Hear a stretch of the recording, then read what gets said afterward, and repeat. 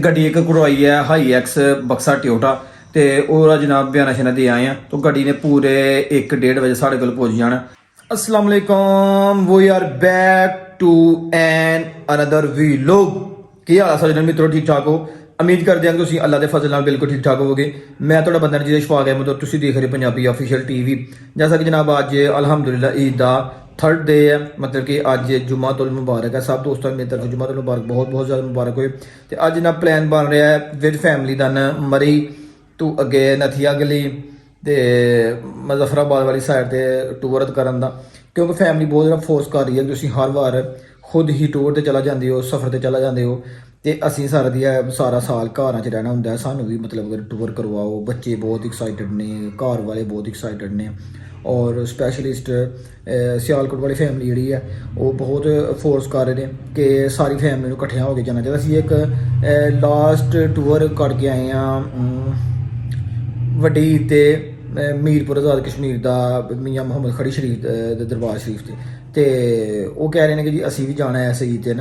ਹੁਣ ਦੇਖੋ ਕੀ ਡਿਸਾਈਡ ਹੁੰਦਾ ਹੈ, ਆਜ਼ਾਦ ਕਸ਼ਮੀਰ ਜਾਣਾ ਹੈ ਕਿ ਜਾਂ ਸਿਰਫ ਆਪਣਾ ਨਾ ਇੱਕ ਤੇ ਲੈਟ ਨਹੀਂ ਹੋਣੀ ਜਾਣਾ ਸੀ ਜਨਾਬੇ ਵਾਲਾ ਲੈਟ ਜਨਾਬ ਤੁਰ ਗਿਆ। ਅੱਛਾ ਡਿਸਾਈਡ ਇਹ ਹੋ ਰਿਹਾ ਹੈ ਕਿ ਮਰੀ ਜਾਣੇ ਆ ਪਹਿਲੇ ਨੰਬਰ ਤੇ ਫੈਸਲ ਮਸਜਿਦ, ਫਿਰ ਜਨਾਬ ਖੜੀ ਸ਼ਰੀਫ ਸੌਰੀ ਇਮਾਮ ਬਰਸ का सलाम अर्ज़ करनी है।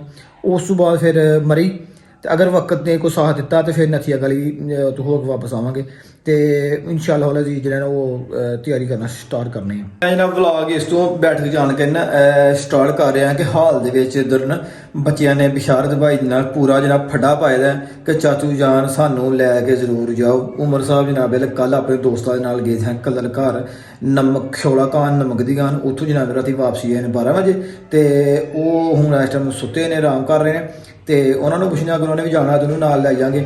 ਤੇ ਅੱਬੂ ਜਾਨ ਕਹਿ ਰਹੇ ਕਿ ਯਾਰ ਮੇਰੇ ਕੋਲ ਚੱਲੇ ਨਹੀਂ ਜਾਂਦਾ, ਮੇਰੇ ਗੋਡੇ ਦਾ ਮਸਲਾ ਹੈ ਤੇ ਤੁਸੀਂ ਇਕੱਲਿਆਂ ਚਲੇ ਜਾਓ। ਅੱਬੂ ਜਾਨ ਨੂੰ ਕਹਿ ਕੇ ਨਹੀਂ ਤੁਸੀਂ ਘਰ ਅਕੇਲੇ ਕਿਵੇਂ ਰਹੋਗੇ ਤੇ ਅਸੀਂ ਤੁਹਾਨੂੰ ਜ਼ਰੂਰ ਨਾਲ ਲੈ ਕੇ ਜਾਣਾ, ਤੁਸੀਂ ਫੜ ਤਲ ਕੇ ਤੁਹਾਨੂੰ ਗਾਪਸ਼ਾਂ ਕਰ ਲਵਾਂਗੇ। ਤੇ ਬੱਚਿਆਂ ਜਨਾਬ ਹੁਣ ਬਿਸ਼ਾਰਤ ਨਾਲ ਪੂਰਾ ਫੱਡਾ ਪਾਇਆ ਤੇ ਫੱਡਾ ਜਨਾਬ ਜਾ ਕੇ ਮੁਕਾਉਣਾ ਬੈਠਕ ਤੋਂ ਦਰਵਾਜ਼ਾ ਜਨਾਬ ਕਰ ਦਿਆਂਗੇ ਬੰਦ। ਹਾਂਜੀ ਕੀ ਫੱਟਾ ਚੱਲਦਾ ਜੀ? ਅੱਛਾ ਜਨਾਬ ਵਾਲਾ ਜੁਮਾ ਅਦਾ ਕਰਨ ਸੁੱਤੇ ਦੇ ਹਾਂ ਤੇ ਜਨਾਬ ਵਾਲਾ ਪੇਸ਼ੀ ਖਿਦਮਤ ਜਨਾਬ ਹੋ ਗਈ ਹੈ ਰੋਟੀ ਮੋਟਾ ਗੋਸ਼ਤ ਨਾਲ ਜਨਾਬ। ਅੱਜ ਮੈਂ ਰੋਟੀਆਂ ਪਕਾਈਆਂ ਨੇ ਕਿਉਂ ਕੱਲ ਬਿਰਿਆਨੀ ਪੱਕ ਗਈ ਸੀ ਛੋਟੇ ਗੋਸ਼ਤ ਦੀ ਬੱਕਰੇ ਦੀ ਤੇ ਅੱਜ ਮੈਂ ਕਿਹਾ ਅੱਜ ਪਕਾਓ ਜਨਾਬ ਵਾਲਾ ਮੋਟੇ ਗੋਸ਼ਤ ਦੀ ਜਨਾਬ ਨਿਹਾਰੀ ਜ਼ਬਰਦਸਤ ਦੀ ਤੇ ਕੜਾਈ ਪਕਾਓ ਨਾਲ ਰੋਟੀਆਂ ਦੇਸੀ ਪਕਾਓ, ਠੀਕ ਹੈ। ਤੇ ਖਾਣਾ ਜਨਾਬ ਖਾਣ ਤੋਂ ਬਾਅਦ ਸਿਆਲਕੋਟ ਵੀ ਨਿਕਲਣਾ।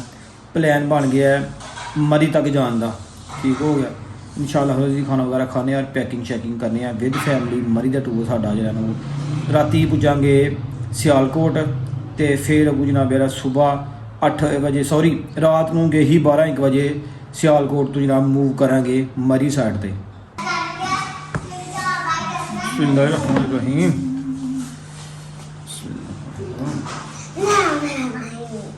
आए है मज़ा आ गया जनाब माशाल्लाह।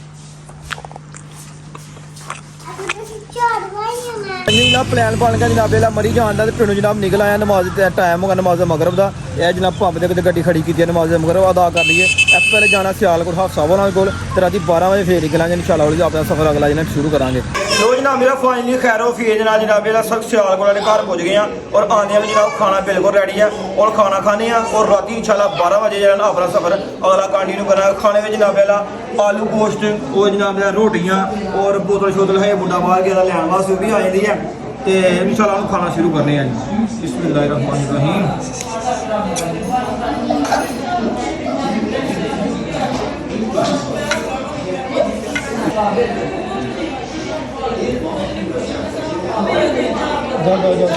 हाँ माशाल्लाह बहुत ज़बरदस्त मज़ा आ गया जनाब। अच्छा जनाब सीन है होया कि असी अपन गड्डियां नहीं लैके जा रहे हैं क्योंकि साढ़े को मैंबर ज़्यादा ने तो गड्डियां स्पेस कम है।